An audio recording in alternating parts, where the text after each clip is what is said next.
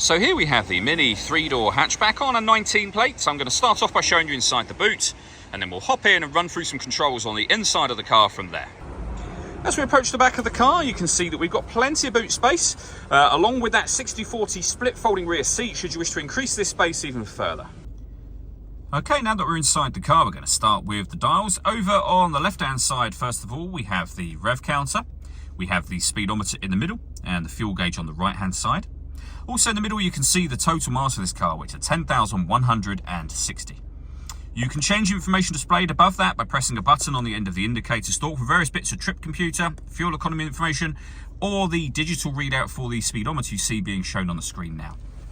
If we back out to the steering wheel, we have cruise control and speed limiter on the left-hand side, and on the right-hand side, stereo and phone controls. The phone controls can only be used after you pair the phone up to the car, which is done over on the screen in the center just here, under the communication heading, and then manage mobile devices. The movement you see me making on the screen is being done using the buttons and dial, mainly the dial down here. So this dial will rotate, it will push down, it will jog to the left and the right as well, which will become useful within certain menus. For example, if you want to access your music, rotate the dial to that symbol, push the dial down, you're then in that menu, and you can rotate to DAB, FM radio, Bluetooth audio, so you can stream your music wirelessly once you've paired your phone, of course, and USB input as well.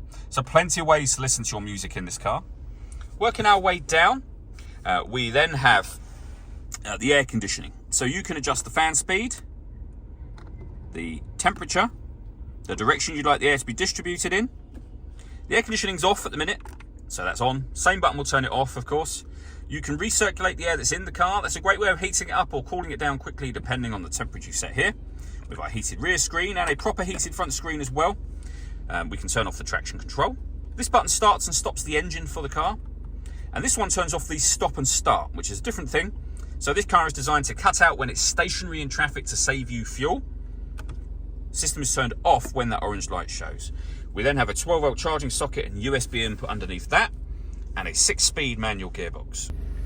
The last thing I want to talk about are the twin sunroofs. So we have a sunblind that will open up for the rear one. That rear one is a fixed rear panel.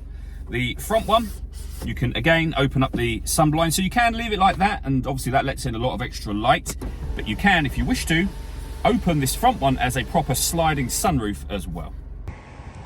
All that leaves me to say is thank you for taking the time to watch this video. If you'd like to come and see the car in person and have a test drive, please feel free to call either of our MJA sites. We'd love to hear from you soon.